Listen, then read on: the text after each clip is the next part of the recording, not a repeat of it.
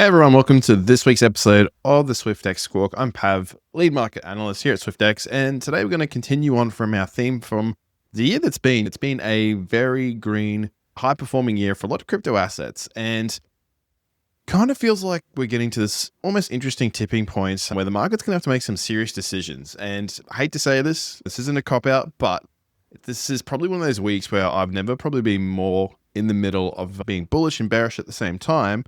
And I'm going to explain a few good reasons why. And I think the good news is, as much as I'm saying I'm sitting on the fence, I feel like the next few days, and if not the coming weeks, can give us a bit more clarity. So I'll dive into what's changed and what we know in that regard. But again, looking at crypto assets for the last 7 days, a lot of the majors have continued to see green days. We're seeing in the last 7 days, even Bitcoin and Ethereum, just shy of both being up 5% each. And if we turn to some of the altcoins out there, in the last 24 hours, pretty flat, as well as the last 7 days flat as well. There are definitely some outliers at the moment. Some of the biggest gainers out there, a little bit down further on the risk curve with, as you can see there, a few altcoins up quite a bit in the last 24 hours, double digits. But we start with the good news. Right, let's talk about some of the good things that are happening in the market right now. Bitcoin's back above $95,000 for the first time since November 2025, which to some people might seem crazy.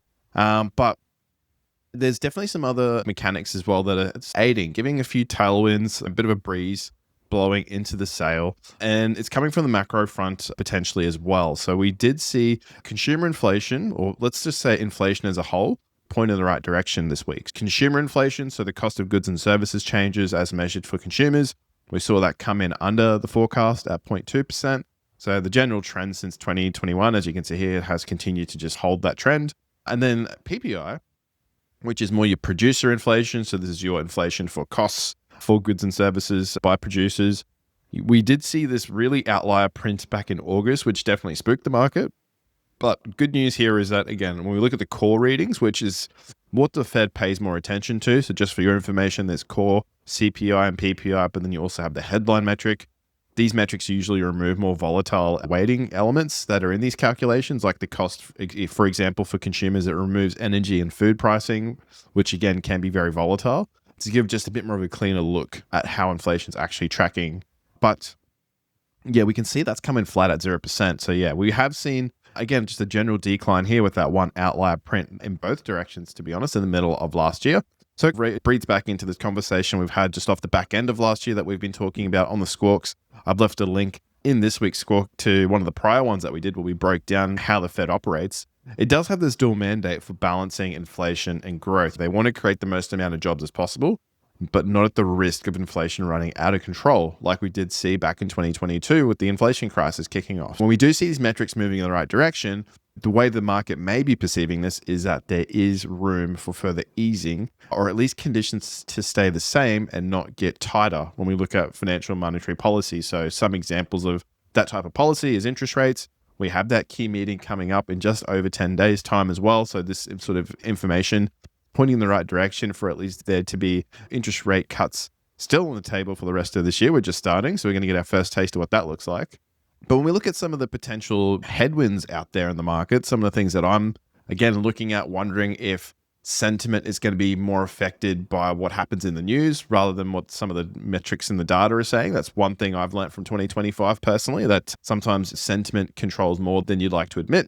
The landmark bill for the Clarity Act has received some sort of criticism from the likes of Brian Armstrong, CEO of Coinbase, but it's basically at this point of also being at a key point of voting in the Senate as well. Now, this did get paused. The committee was meant to meet on it yesterday, I believe it was. So we're waiting to hear what the revised date there is. We've seen what sort of impact the regulation of crypto has had on sentiment towards price in the past with things like the ETF launch and etc., the Genius Act.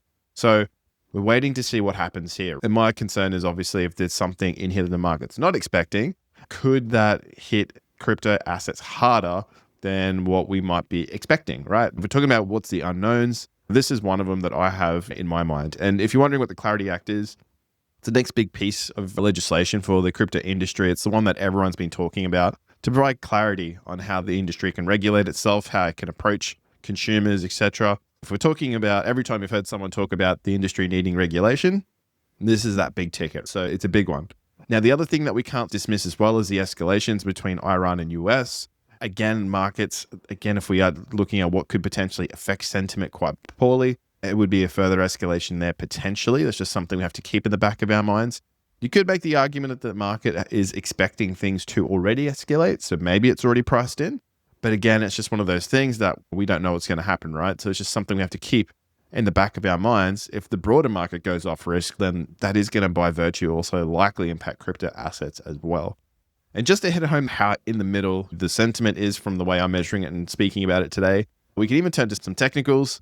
If we look at the total crypto market cap, and I don't make this up at all, we go from the absolute lows that we saw after the tariff scare to the absolute highs into Q3, or just at the start of Q4, sorry, we can draw this range. So we're basically just drawing the bottom and the top, and when we measure out the 50% mark of what the top and the bottom is, it's exactly where price is today, right? So I don't think it's by coincidence that we are seeing this butting of the heads of the bears or the bulls. If you do have a crystal ball out there, definitely dust it off and let the rest of us know what's going to happen next, because I feel like by virtue, when we have been at these points in the markets before where everything's just an absolute clash in terms of there's enough reasons to be bullish, there's enough reasons to be bearish and cautious. It's only time, right? Time's the only thing that we start to see more cards come out of the deck, and we know what's the likely outcome from that point onwards. Definitely at a very key inflection point when we look at holistically. So really keen to see how the next 7 days play out, how the next 2 weeks play out, how the next month plays out. But thanks very much for joining me today. I'll be back again next week to chat everything crypto. Thanks, guys.